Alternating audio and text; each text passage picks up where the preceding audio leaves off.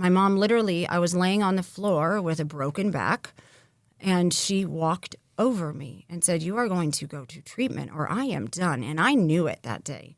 And she picked up my daughter and she walked out that door. And I remember crawling to my cell phone. And I called and they said, "Hey, Rachel, how are you?" And I said, "It's time." With this podcast, what we're trying to do is have real, authentic discourse. Rachel, it's good to have you here today. So good to be here today. I've been looking forward to this podcast. I say that on a lot of them, but I really mean it. No, thank you. So as you know, as I was telling you, this is our first year to have our podcast. It's called Treatment Redefined. And really the objective is to have good, candid discussion in and around treatment. So we've had thought leaders in a variety of areas, Dr. Miller with MERT, and we've had therapists and people talking about a variety of areas in between. I feel like today this is going to be a really good discussion because I like to give our audience a real feel for people that have been through treatment. You have a pretty unique story, and how they've been able to kind of navigate through that treatment cycle and land on their feet and have a great career. So I'm anxious to kind of explore this with you today. Just by way of introductions, you are a certified life coach and integrative health coach, which we'll talk a little bit more about that in a little bit. You're also the founder of Outlook Coaching. Yes. And are with Campbell Recovery Services. Yep. Okay, great. Well, maybe let's just begin. Let's jump into it. How about it? Okay. Right.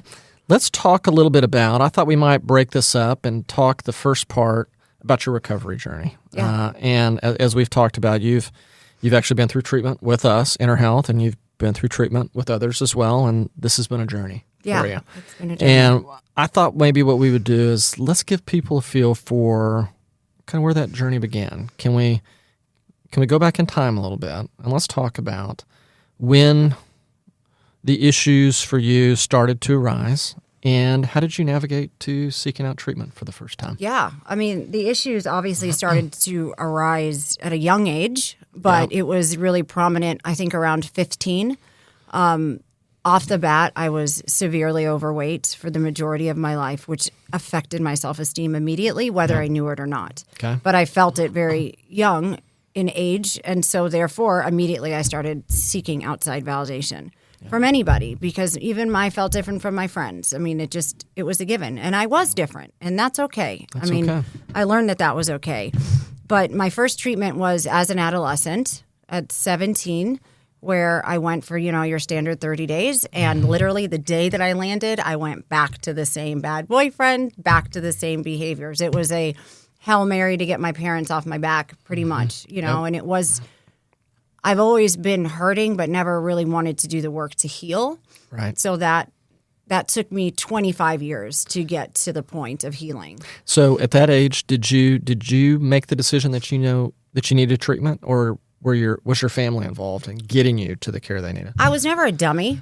I knew what I was doing was wrong, and I always had issues around that, but I didn't want to stop because I didn't want to feel. So that was an automatic throw-in. My parents had had enough. They didn't know what to do. They were uneducated at the time. And so what do you do when you have a loved one that's hurting? You find the appropriate place, and that's how it started. And it became a repetitive, secular cycle for me because my identity became wrapped up in addiction. After like 5 treatment centers and you're in your 20s, you're like, "Hi, my name is Rachel and I'm a drug addict and I do it extremely well." Right. So considering my parents, the consequences were not nearly as great as they should have been. It was repeated behavior. But along that journey, I stacked more and more trauma, because you get put in situations where you have to, defend yourself. That's right. You find yourself in abusive relationships, sexual abuse, physical abuse, verbal abuse, and all of those things I had to endure. So, which made me stronger, but very weak at the same time. Yep. Because you start believing those beliefs that are put out there. So when, and I've been to every treatment center. I've been to all of the major ones across the country. They used to call me the rehab diva because I did fantastic in them. Yep. And I learned the lingo, and I learned how to get around the actual work. Right. So that was always in my favor, is I would do extremely well in treatment until I found a treatment center that was able to see around my crap, and that was you guys. And that was 10 years ago is when I started on my journey with InterHealth, and I felt like that's where I needed to be, solely based on the collaboration that you guys provide. Yep. And I needed more than talk therapy. At this point in my life, I was beaten, abused, and really on a path of death, committing suicide every single day, just slowly, which is brutal, It's brutal. But I didn't want to die. No. I want help. I always knew I had value. I just needed to tap into it and believe in myself. And until I did, everybody else believed in me repeatedly. That's right. And every time I learned something new. So, like we were talking about right before we jumped on, it's not that uncommon for people going through treatment to have multiple treatment episodes. It happens. What do you think made a difference? Like, just take us through that. You're in treatment. You've been to treatment before. You're a treatment diva, as you said. You know what you're doing. You know how to talk around things. That's not uncommon. What clicked? What made the difference? What was it? What was the it factor that really helped you start to get control of this and make progress? When I found myself using opiates, cocaine, and smoking cigarettes with my child, with me. Okay. And that is, I held on to a lot of shame around that, and concern for another human was daunting. But I had such chronic pain on top of addiction that it was just compiling. And at the time, I thought I was ready for a child. But that's all I ever wanted in my life was a child. And I was 34, and I had destroyed the opportunity to have a solid relationship with a decent guy. And so I found one, and I said, "You're the best of the worst. I pick you," and wanted a baby. And when I figured out that I can't stop using even with a child, it was an issue. And immediately, 6 months after my daughter's birth, I ended up on y'all's doorstep in a walker, barely able to walk, in a cocaine psychosis. And CPS had taken my child. And you guys advocated for me in a way that was remarkable to do that. Yeah, that's amazing testament right there, getting to that point. So you. But let me tell you this, though. That wasn't the kicker. Because even after I had the baby, I still was with those behaviors. So I still was using.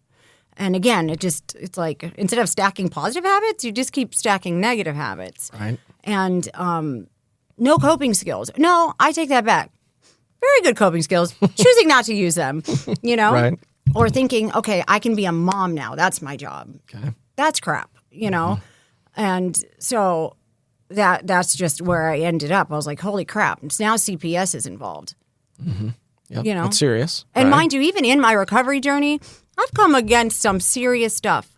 Like, even in my recovery, I ended up in mental health treatment twice for trauma in recovery, because we get sober, it actually gets a little bit more crazy up there, That's exactly right. So, I mean, that's a big part. It's we probably even talked about this a few years back, but a big part of treatment is actually dealing with the underlying issues. It's been astonishing to me. We're coming up on 17 years of having started InterHealth, and I was actually even reflecting on it this morning, that it's so amazing to me that still to this day, how many treatment programs do not address what they call the dual diagnosis, co-occurring issues. There are different labels you put on it, but the underlying issues that might be fueling the behavior. I don't understand why that is.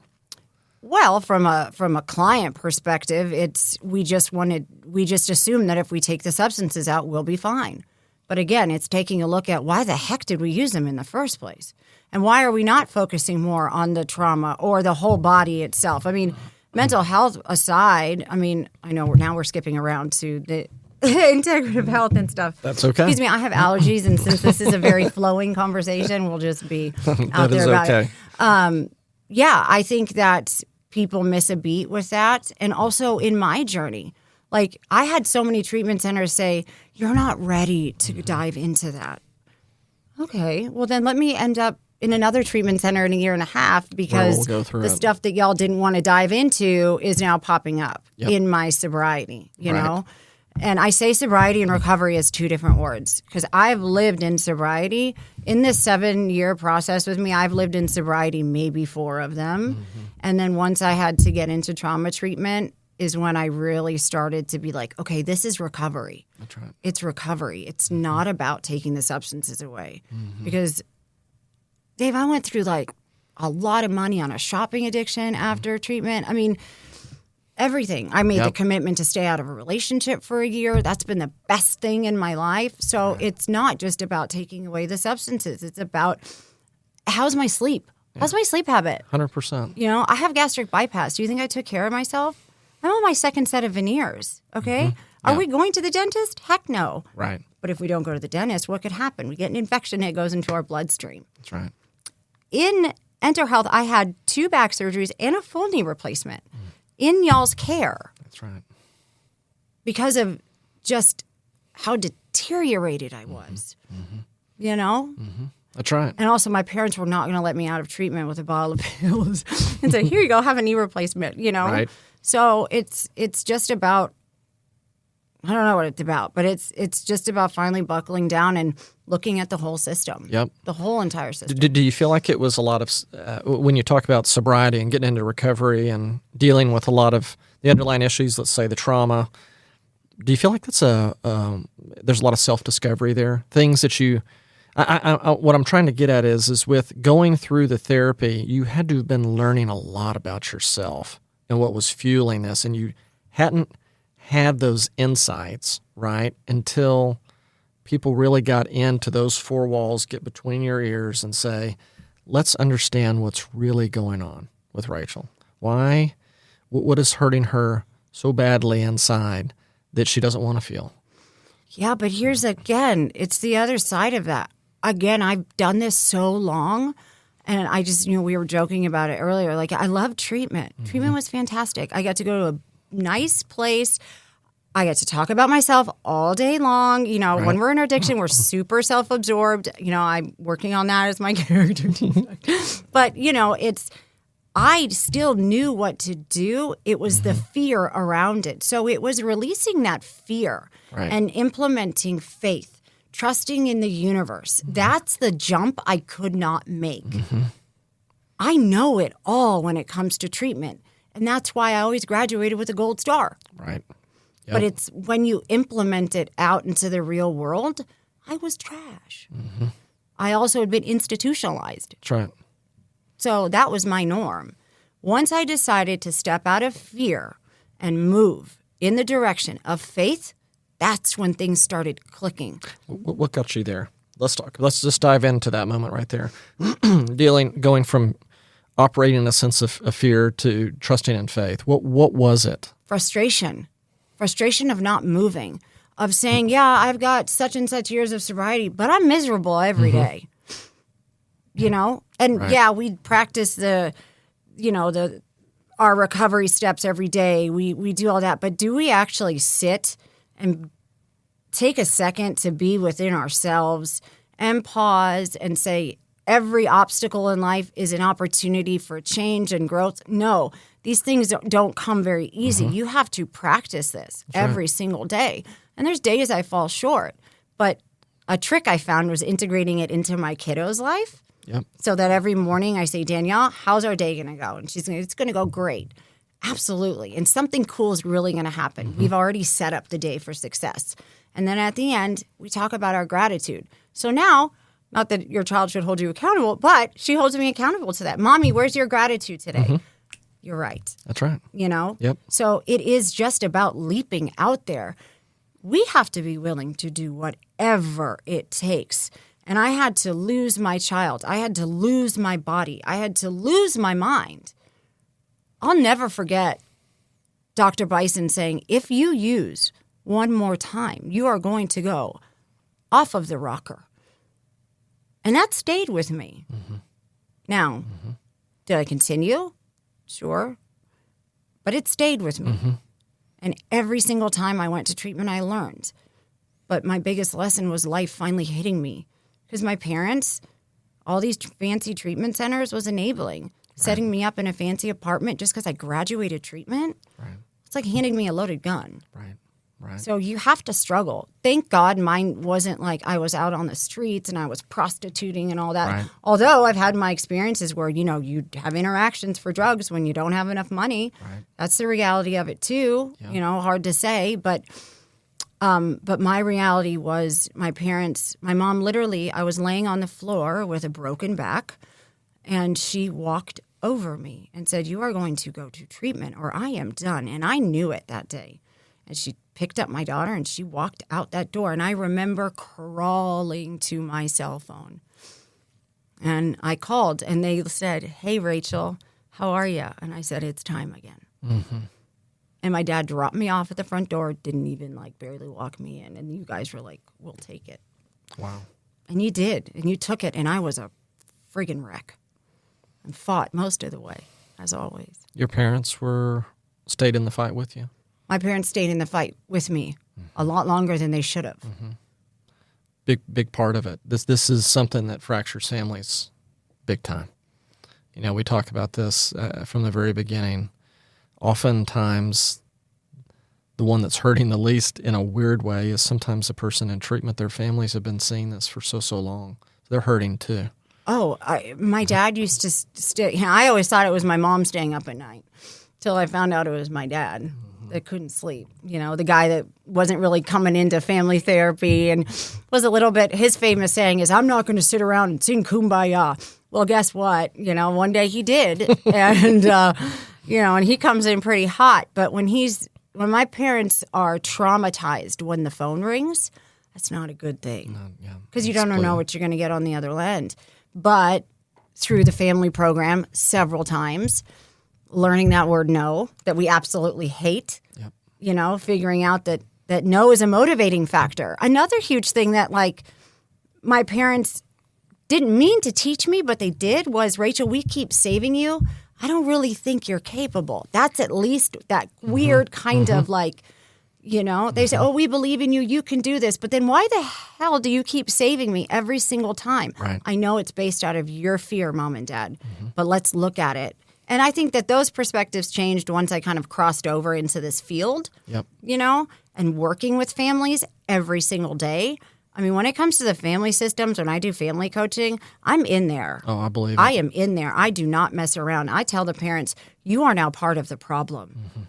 And if you expect your child to work a program of recovery, whatever that looks like, your butt better be doing it too. I think it's the right approach. You know, as you know, I'm not a clinician, but I have been around this from the very, very beginning and helped start it. And I've watched different therapists that they are super interesting to me.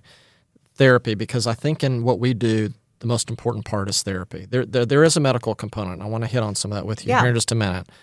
But it plays a narrow and deep role. The therapy is really where I feel like the rubber meets the road. And they work with the patients, but they work with the families. And the best ones that I have worked with have been ones that are not afraid to stand up with the families and be very honest and to be able to put their foot down with them.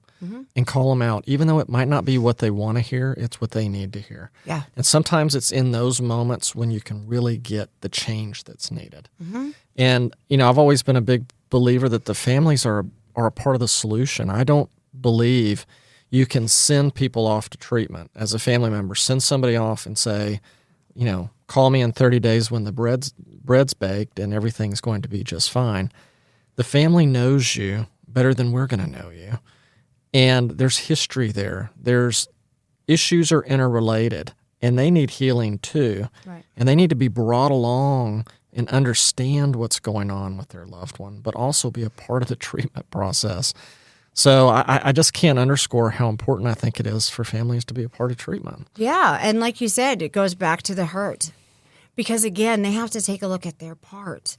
And that's the hardest part, is owning your behavior, taking accountability, but then the beautiful side of it is new beginnings. It's those honest conversations with mom and dad. It's those honest conversations, taking accountability for ruining my brother's wedding or for pawning my dad's wedding ring. We literally just had this conversation yesterday. He held up his hand and he was like, yeah, well, that's gone. And I said, yeah, that's gone. But every single day that I am an excellent daughter, an excellent mother, an excellent human, excellent businesswoman, that's payback for him. 100%. The money is the money. And yes, I don't mean that lightly, but it's your living daily, you know? And I mean, you're a parent now. I am a parent. There is a primal instinct there. You'll do anything for your children. And that is always what I reiterate to the families is I get it. I'm a parent. And by all means, my daughter has fantastic temper tantrums. Do I handle them accordingly the way like a clinician should? Even though I'm not a clinician, Right. I do call myself at times. I could have gone to, but anyhow, no, because you get it. It's a different attachment. It's a different feeling. Big time. And you want to believe the best in your kid at all times. And you can love us, but you can absolutely hate our behavior. And that's what my parents ended up saying. We don't want you around like this. Yep. And sometimes parents need to get in that posture too. Doesn't mean they don't love you. But they need their space. They need their space We too. are suffocating. Exactly. Yep. Y'all took my phone. I was not allowed to call my parents. Yeah. know? Feel like I should apologize, but I don't think it was good. No, I mean, but yeah, I mean, it's a huge part. Yep. It's a huge part. Okay, so you've had these treatment episodes. You went through treatment, like you've talked about with us. Anything in particular that you felt like you did that made outside of the therapy that made a real big difference? Yeah, absolutely. I think one of the reasons why I continued to go back to you guys was because of this progression that you have in addiction. And I've always put a lot of trust in everything. Way back when Gabasink. I mean, we're talking first, I remember that and getting that IV and in hopes at the time not understanding how much the body had a play in this. Correct. How much damage I had already done to my brain to where I was I remember getting the brain scan from Mert. They said I needed to do that. And I was like, I'm not getting something zapping me in the brain. Why not? My brain wasn't exactly working the best. So why not try and reprogram? And that was so interesting. And Did you notice a difference with that? My sleep. So I have horrible insomnia and anxiety and all of that stuff. And I think in general, obviously in early recovery, we have that. But Mert was interesting. It really was a new way that I had never heard of. Right. I think it's fascinating too. Obviously we did, so I'm a little biased, but I'm always a healthy skeptic of things that I feel like we're integrating. I want to make sure that we're doing it for the right reasons. And this one, I think, has a ton of merit to it. It started actually out in California with a group called Wave Neuro that started to work with a lot of the Special Operations Command. So soldiers coming back and a lot of Navy SEALs and Special Forces that were having traumatic brain injuries. They were having sleep issues, insomnia, anxiety, and they were having tremendous results with it. And the best way for me to describe it, and I know you know this because you've been through it, but there's TMS, which is all over the place, and TMS can be effective. The issue with it is that it's hitting on one single frequency. And the thing I like about MERT is that it's personalized. So you went through some of the QEEGs, and they can determine your intrinsic alpha wave. Like what frequency should it be firing at versus what it is firing at. And personally in the field of like psychiatry or addiction, rarely do you get objective data. You know what I mean? Right. So I think it's powerful when we can present things to patients and families that say, look, this isn't my opinion. It's on paper. This actually is let me have a neurologist who's going to walk you through this and show you what's going on here. Sure. And what we're going to do is the following treatments, which is it's really personalized TMS that you adjust, I think, every 10 days or so. And as you adjust it, what you'll see is that your frequency will start to navigate towards what it intrinsically should be. And as you get there, symptoms subside. And it's sustainable. There's some tune-ups that you can do as long as you don't, use after you get out. But I find it to be a powerful tool because I think when you're going through treatment, sometimes you've got to quell the symptoms in order for the treatment and the education and the therapy to really lock in. Yeah, and to otherwise you're resonate. consumed with symptoms. Sure. Anxiety or not being able to sleep or being groggy. So, I'm just a big believer that it requires a lot of different tools in a residential level of care to try to get the progress that you need to get people to the end of treatment successfully. And then that's where the rubber meets the road, is once you land in the outpatient world. Yeah. Because we've got you, per se, in a safe setting for a while. Sure. And we're going to try to deploy all the diagnostics that we know of that believe that work in treatments and therapy within a period of time. But when you think about it, 4 to 6 to 8 weeks or so of treatment is a drop in the bucket. You know this. We're just beginning this recovery journey. Then you go to outpatient, and that's when you start trying to put these tools into play. Yeah. Tell me a little bit about what that transition was like for you. Once you left us and you're now, okay, I'm coming out of InterHealth and now I'm going to outpatient, right? Engaging in services there. What was that transition like for you at that time? Well, for me personally, it's a natural transition because I am of the believer, whether I wanted to agree with it or not, and I've always trusted my treatment team, it's a continuous thing. Like, as you said, I always spent like 6 months in treatment. It wasn't that 45-day bucket, but it was the natural thing to do to hopefully, maintain my success and also kind of put me out in the real world a little bit, but have the safety of you guys around me. So I am a huge proponent for aftercare. I mean, you can't expect someone just to go and fly. No. You just can't, because the world happens. And so again, I'm just going to go back to my own personal story. When I left last time, I was asked to have a life coach because, again, I knew how to do treatment very well. I just did not know how to do life. Yep. Okay, so that was the big deal for me. I'll never forget when my coach came over and she took me grocery shopping and she did a house sweep for me and we found all sorts of goodies that were left over. And she took a vacuum and she was sucking them up and stuff like that. But I also had that protection of outpatient, continuously doing my UAs, following up with the work that y'all did inpatient, which is also great because we all stay connected clinically.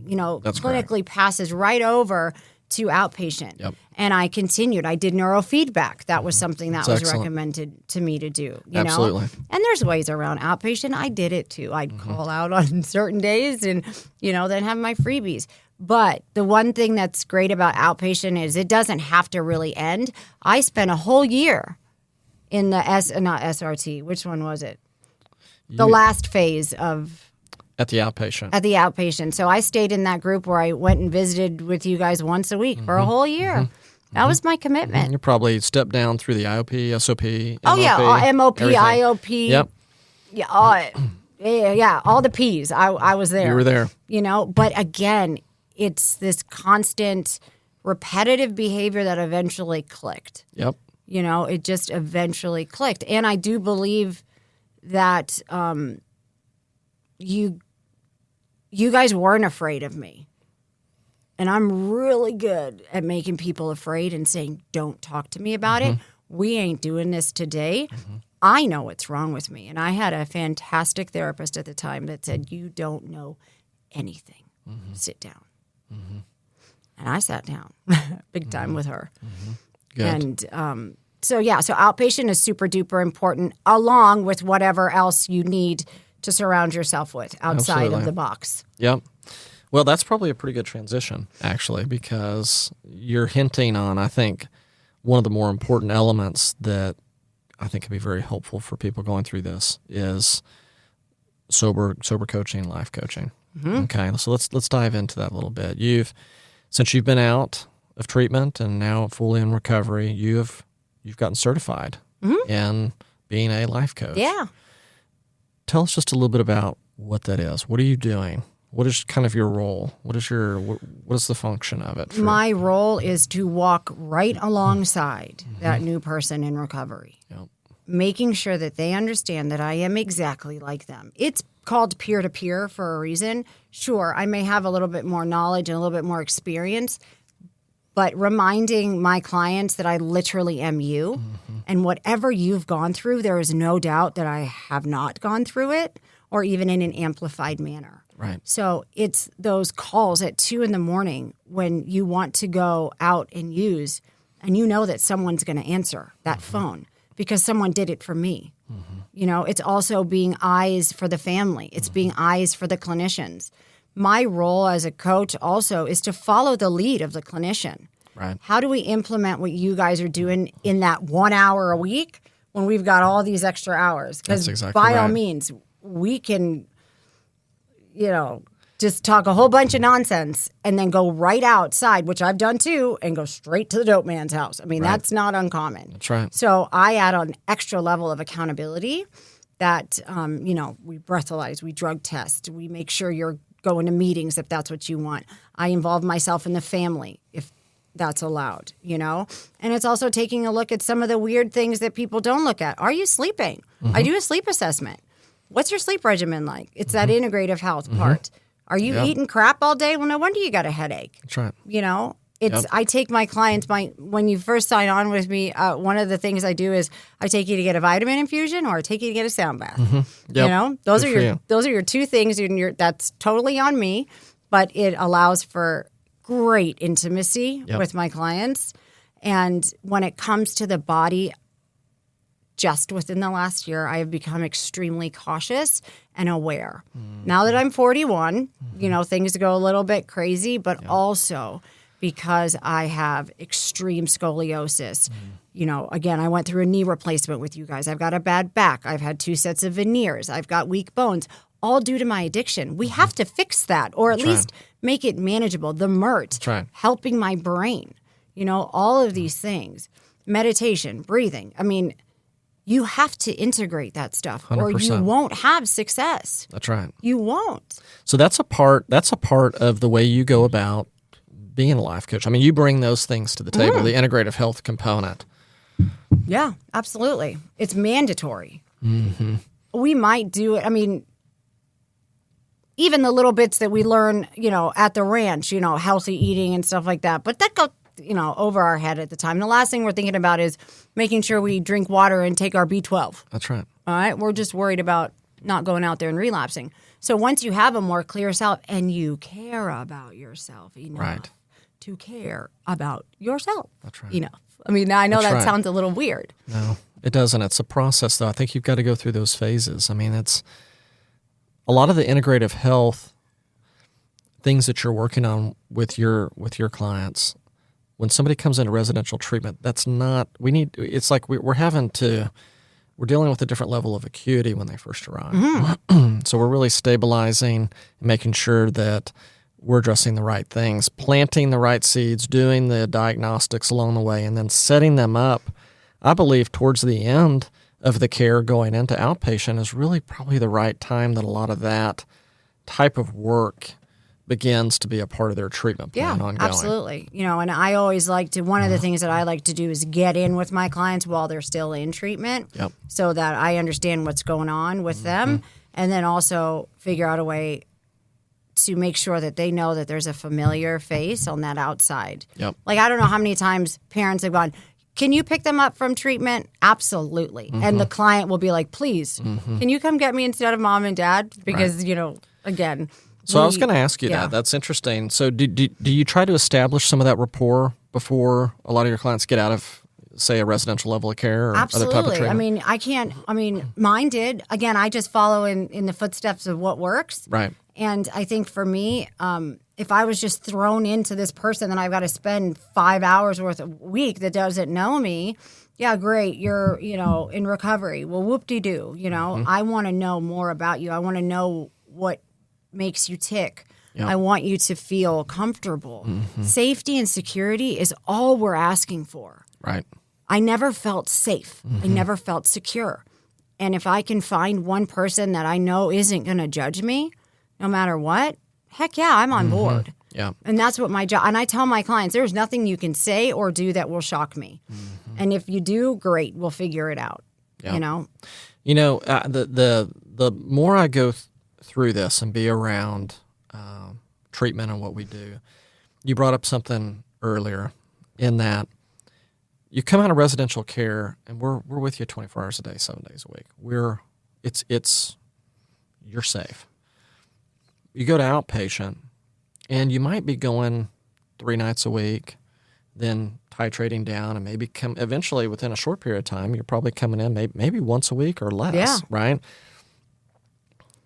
There needs to be some support in between those, quote, treatment sessions. That's when I think the problems arise. Sure. Because the therapist, they're seeing patients, on their schedules, and they're moving through. But these patients go home, and they have life, and things come up. And if they need to get in for an appointment, sometimes they might have to wait a few days or the next week. But the sober coach, life coach, if you will, they're there in your life. They're like that support that you need. And like you said, like the eyes and the ears of the therapist and the clinical team, I think it's almost invaluable for a period of time. It's invaluable. And I just, we put together a coaches and clinicians event a few weeks ago to show how that collaboration equals success. Yep. There's comfort in knowing you have a tech coming in to check on you at night. That's right. Now you're at home by yourself, alone? It doesn't work. It I have just an doesn't appointment work. next week. I have an appointment next week. Right. I'm going to see my psych in 3 months. And, I'm going to go to an AA meeting that I'm just going to go to and then run out because I have no interest in meeting anybody because I'm too frightened and too insecure. But if I have someone that's saying, hey, guess what? Today we're going to a meeting. We're going to stay at the end. But guess what? I'm going to be there right with you. And if it gets to be too much, we'll go and we'll try again. So what is your life like? Just give us a feel for this. How many clients are you working with, and what does your days throughout the week look like doing this? That's changing every single day, and that's what I love about it. It keeps me on my toes. But my days start with morning check-ins with my clients. I mean, literally, aside from doing the mom stuff and taking the kiddo to school. So you're doing this daily? Every single day, all day, every day. I work 7 days a week. I'm always answering the phones because someone answered the phone for me. Again, I keep repeating that type of deal. Yep. So when people are like, don't you stop? No, this doesn't stop. It doesn't stop. I mean, we get calls at 11 o'clock at night. I mean, Campbell Recovery Services is fantastic. We get inquiries all the time. And John will shoot out a text at 9 p.m., okay? As a team, we're on it. That's right. This has to be all the time. So I am always seeing clients during the day, whether that's for 3 hours or for an hour check-in. I'm constantly doing research on new ways that I can, help my clients and having fun. This is fun stuff. Yep. It can be fun. It can be exciting. It can be liberating, and so I just try and implement that every day with my clients. And I let them know the universe has your back. As long as you keep pushing that positive energy out, we're going to get it back. What about situations where you feel like you haven't been able to really build the rapport necessary? Can you sense pretty early on if clients kind of dodging me or I think something's going on? What do you do in those situations? I reach out because they're incapable of doing it themselves. That's right. So you do the footwork. You don't do more than them. Yeah. But in the beginning, I always say, you have to check in with me at least 3 times a day. And I say to they're like, 3 times a day? I said, don't worry. I'll call you first just so that you get used to it. And I said, and I guarantee you in a month, you're going to be blowing up my phone every 5 seconds, asking me questions. What should I do? What should I do? What should I do? Yep. And that's usually how it happens. In my intuition, the reason I'm really good at this is also because of my experience, but my intuition. If a client is usually calling me at 9 a.m. and it's 10:30, something's alarming off. Right. And that's my job to stay on top of that, to be in tune with them. And, usually my clients stay anywhere between 3 and 6 months. Sometimes we'll have a month-to-month thing where it's just a crisis situation. Yep. But you learn these people so well. Oh, and I'm I can imagine. I've had a client on and off for 3 years now, and I'm a part of her family. I'm just flat out a part of her family. And so those relationships take time. Me as a recovering addict, I don't trust anybody. I don't trust you. There is always an ulterior motive in my unhealthy thinking says that. Right. Because it's always been like a give and take with me in relationships. If I give you this, you're going to give me that. Right. Now I'm just giving, and they're taking those gifts. Yep. And that's it. That's all. It's a gift. It's a gift because someone gave it to me. I mean, it has to be good for you. It's fantastic for me. I have value in myself now. I have self-esteem now, knowing just solely based that my presence matters. My story of absolute horror is going to play out in my favor, solely based as I can save that other man or woman who was doing exactly the same thing that I was doing for 25 years, my whole life. I mean, I'm excited for the next 40. Exactly. I get a little pissed off that I missed out, but was it missing out? It's just part of my journey. I got a whole lot of good stuff coming my way. I don't know what they are, but they're coming. You do, and you have a real sense of purpose about the way you want to live the rest of your life. Absolutely. I think that's really important, is having that. And I'm lucky. Most people don't like to do what they have to do every day. That's right. And so I make a difference, and I enjoy my life. It's very stressful. You get very emotionally attached. I cry all the time for my clients because I know their pain. Absolutely. And when they relapse, it's heartbreaking because then you think, gosh, if they just would have picked up the phone. But then again, I know that it's not that easy to pick up the phone. And our relapses have already happened prior to us picking up. We know that. That's right. So staying around me, hanging out with me, I'm able to identify, I think we're not on the right track. Yep. And also, I'm not afraid to say, I can't help you. You need a higher level of care. Right. Or the really cool thing at Campbell Recovery Services is that we have a whole team of clinicians. We have an interventionist. We've got 2 other coaches, and we can wrap around you. That's right. Me working at Outlook, I have other resources and stuff, but this team stuff is really something special. Absolutely. Everything is in-house. That's a big deal. No triangulation here. That's right. Okay, so just hit on that just briefly with your role. How do you interface with the clinician? So presumably they're working with a therapist that you know. I mean, are you sharing information, knowledge kind of throughout the week so that therapist is really abreast of what's going on and when they come into that next session? So one of the things that is part of my contract is that you allow me into your therapy session at least once a month. Okay. And also, if you're on medication, I have to have access to your psych because I need to know your meds are on point. I need to know what you're taking. Yep. And also, I need to be in that therapy session. Again, I'll wrap back around. My job is to follow the clinician's lead. Yep. So if I don't know what's going on, and by the way, I could tell you something, and then I tell my therapist something, and then tell my mom something, and now we got a whole bunch of somethings going on. And my job is to get to the bottom of it. And also, I want to be able to advocate for my clients. I want to be able to help them and stand up for them. But I got to know what's going on the inside. So, yes, you have to. You have to let me in, and I don't work with anybody who doesn't have a team because I'm only one person. That's right. It requires a village. A village? More than a village, the whole dang, I don't know what. It's a big town. Big town. Lots of cities. Okay, let's hit just a little bit on this integrative health. I know we've been bouncing around on it a little bit. I'm intrigued by it. I feel like this is I feel like it's the new frontier of psychiatry, if you will. Maybe I'm compartmentalizing it too much because there's a lot of programs and lifestyle components to this that don't deal with psych. But when I think about people going through treatment with us, you've got the doctor's detoxing you. If you need withdrawal stabilization, they'll detox you safely. And then they're diagnosing and assessing maybe some sort of underlying issue. Usually it's anxiety, generalized anxiety disorder, major depressive disorder.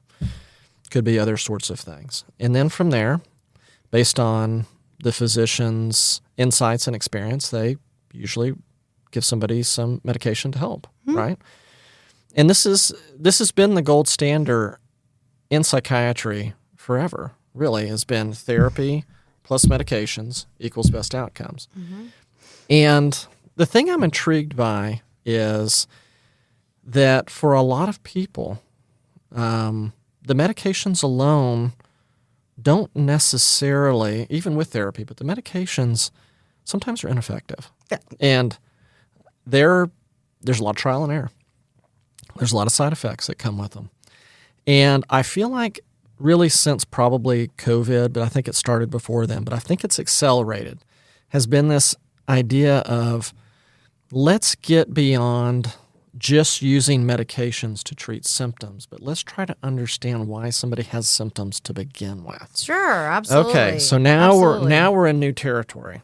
And the thing I find interesting about it is that it exceeds the bandwidth of psychiatrists immediately. Mm-hmm. Now I bring this up when we go to dinners and we talk, and we have a lot of clinicians that are there, and psychiatrists and whatnot, and I can tell they're starting to get a little, hot behind the collar. But I really am a true believer in this, is that psychiatry needs to evolve. And I think there are other medical professionals, i.e. integrative medicine professionals, that are often trained in emergency room medicine or trained in internal medicine, that can bring a lot of insights to the table because they know the right diagnostics and blood panels and things to be looking at for the overall general health of patients. And if there's an understanding of looking at, okay, what biomarkers do I want to look at? A full blood panel, this is objective testing. And based on that, I can then draw conclusions from why you might be having the symptoms that you have. I mean, it could be a whole host of things, inflammatory markers, hormonal issues, mineral deficiencies, you name it. But it's an area that's not taken on very much in psychiatry/addiction. Correct. It's living in this world right now because it's a hot topic. Longevity medicine, integrative health, functional medicine, lots of labels, but it's primarily over here in this world of internal medicine. I feel like, and I want to get your opinion on this, that area of expertise needs to find its way over into mental health and addiction, which I've always considered those as kind of one and the same, so let's just consider them one and the same. Yeah. But patients that are suffering from addiction, mental health issues, why are we not applying this thinking over here?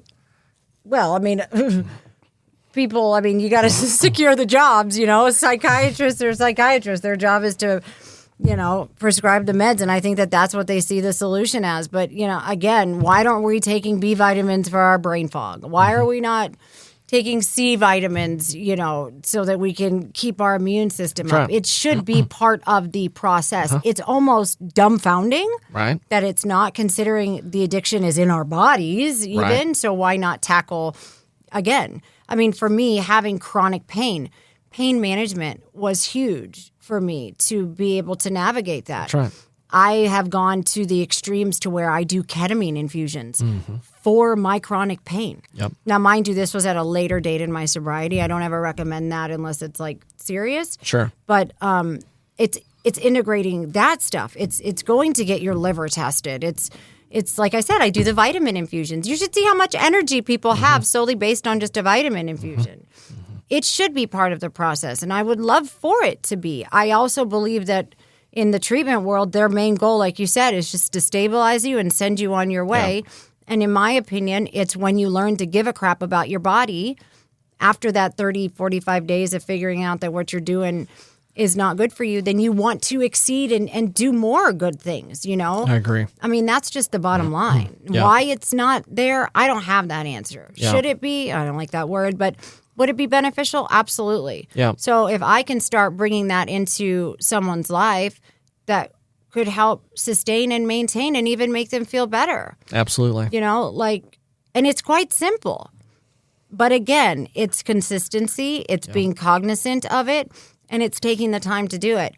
Michael, I forget to take my vitamins. Then put them in the med box that we take your meds every single day. These are simple solutions, people, right. Because there is a compliance part to this. As we've gone through this, we launched this back in March of this year, and there's different components to it. But we really started with making sure we got the lab testing in place because you want to know what labs you're running and why. And we're over in this world of, we're trying to make sure that if people are suffering from emotional, mental health issues, we're going to run the right sets of labs that will correlate to that. So it's like 100 and something biomarkers. We look at them. We have to get our physicians trained on it, psychiatrists. This is, honestly, it's not like it's new age. It's actually going back to a lot of basics of the way medicine used to be. It would help. It would help the meds work better. 100%. Like, again, we always say, well, you can't just take a pill and it'll go away. But let's enhance those. That was actually one of the big learnings that I saw when we first started doing this, is that they're not mutually exclusive. It's not like it's meds or functional psychiatry, if you want to put that label on it. They actually go together. And by understanding what's going on with your unique biochemistry, to the extent that we can really break this down, we can make the medications work better for you. Absolutely. Absolutely. And improve your overall health into perpetuity so that your recovery will be stronger. You're actually going to feel better into the future. And hopefully, at some point, if the medications are something that once you've been stabilized, you don't need to be on them forever. I left the ranch with like 7 medicines. I'm on 1. There you go. I'm on 1. Mm-hmm. You triage, you get people through the most acute phases, and then start building a plan. The issue with it is that it takes time. Right. There's no shortcuts to this. Right. Understanding what's going on in your unique biochemistry, putting a plan together, because you can't attack 6 or 7 issues all at the same time. So let's attack these issues, months 1 through 2, 3 through 4. You might have a 6-month plan, but if you adhere to it, you will get better. Yeah, and I think that it is part of the process of you. Yes, we handle what we need to handle first. Let's get you safe, sound, and sober. And then, we can actually start implementing the practices of keeping you well. But I am absolutely a whole proponent. When you admit me, you better be taking my blood. I mean, I'm totally for that. Because, again, we could be missing something. Yeah, no, I just think it's so important. The more I think about this, and even in this conversation today, I start to think, and I've mentioned this before, even internally at some of our meetings, is that, hey, we could have a patient with us for 6 weeks, let's say. We could do everything perfectly. We're going to diagnose the right issues psychiatrically. We're going to put them on the right medication. Therapeutically, we're going to nail it. Nail it. We're going to really transform the families. We're going to get all these things going. But the bottom line is, that isn't what it's going to take for them to have ongoing recovery. So some of the things you're hitting on and some of the things I'm talking about here with integrative health, I think you can build in the integrative medicine parts into the residential part. Sure. That's where you get the good baseline. Let's understand what's going on. Let's build a plan. Some of those things you can start implementing while they're there. Absolutely. But it's going to carry over. Mm-hmm.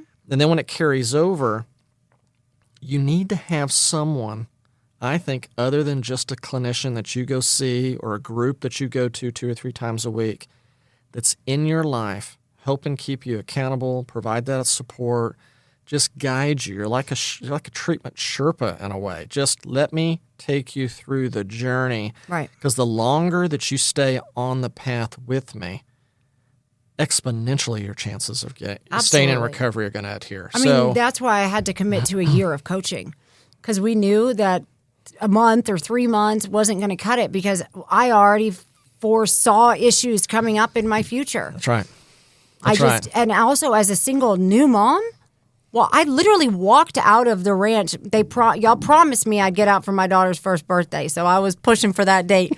But to walk out with a baby and say, hey, I need you only to focus on you because you're the most important, and anything you put in front of your sobriety, you're going to lose it. Oh, but hey, by the way, you got a 1-year-old too. Right. How do you manage that? That's right. How do you split your brain up? That's right. But I have to keep remembering, if Rachel is not well, she's a crap mom. And then that's going to lead to a whole bunch of other stuff, That's right. That's right. But absolutely, you have to have someone on this journey. We're already so lonely. We want community. We want that. That's right. And one person can make such a huge impact. Huge. And and I mean, just to your credit, you've been through a journey. You have a lot of life experience. But you also have like a personality and an approachability so that you can create relationships with people where they're going to trust you. And so at the core of it's going to be, can I trust you? Yeah. I'm going to let you into the most sensitive aspects of my life, my vulnerabilities. I'm scared. I'm worried at this. I'm being tempted, whatever it might be. If I feel like I can trust you, I'm going to call you. Absolutely. And I think that's just a really, if you want to look at it like as a sports analogy, it's a really special position on the field that you play. and you're, in a relationship with either physicians or therapists, clinicians that they meet with periodically. I just think it's instrumental, and I have a feeling if they did a study on this that they would find that patients that can go through a course of treatment and then go into a good structured outpatient program with good life coaching and sober coaching support, I would bet you that the outcomes, however you measure those, but the outcomes of getting into recovery and sustaining are much, much higher. Yeah, absolutely. I mean, they have statistics on. I remember them saying, if you don't get into outpatient within 72 hours, you're, the risk of you relapsing. The longer you're in some type of structure, which, by the way, we do appreciate because we're always like, our brains do appreciate the structure. Right. The longer we can stay in a position of accountability, as much as we hate it. My mom still to this day, if I look funny, best believe she's got UAs underneath the guest room sink. Right. Okay? So, but again, the longer you're in it, the more open and honest. Like, I love clients who struggle because that means they're doing the work. Everything's great. Yeah, I went to do this today. That's bull crap. That's bull crap. It's really going on. And if you do, that's fantastic. And that's what we call the pink cloud. But that crap bursts too. That's right. Yep. And so you got to have somebody that's going to pick you up. That's right. Yep. Be on that journey. It's like with if you fall, I have the parachute. I'm going to save us, but I'm going to teach you how I did it. Yep. Exactly. Yep. No, it's great, actually. Okay. We've covered a lot of ground. Yeah. Give me a feel for kind of what's on your horizon. Like, what are you looking towards the future? Are there certain areas that you're wanting to focus on, or things that are intriguing to you that that you want to try to maybe get learned on and bring to your clients? Yeah, I'm just kind of curious. I'm so hopeful for this year for myself, solely based, like I said, on the huge transition that I've just made personally within the last 6 months. Being a business owner is a huge accomplishment in itself. Yep. So just holding on to that piece and seeing where it goes. But like I said, I've started this position with Campbell Recovery Services. I'm so excited to see how that's going to build. We've got a new coaching program, and I'm really, getting in the middle of it and wanting to expand it and build it. But podcasts are in my future. I think they might be. This is where it's at. No, I'm just joking. No, but in all seriousness, though, it's a great medium, though, to educate people on what's really going on here and what you can do and how they can, get the right information. Yeah, I'm open to whatever is on my journey. I'm so open, and I have so much faith that this is going to work out for me. I really, really do. And I don't mean that in an arrogant way. The only reason I say that is because I'm doing everything I possibly can. Not to the best, to the best of my ability. Right. But I keep trucking forward, doing the next right thing, and opportunities just come. It's just how it works. It's just how it works. Well, you've got a great life story. And I'm super proud that we were able to be a part of that journey with you. I'm just so honored that you guys kept taking me. Again, this last one was a doozy, but you guys got me through so much. You just don't. You guys built a ramp for my wheelchair.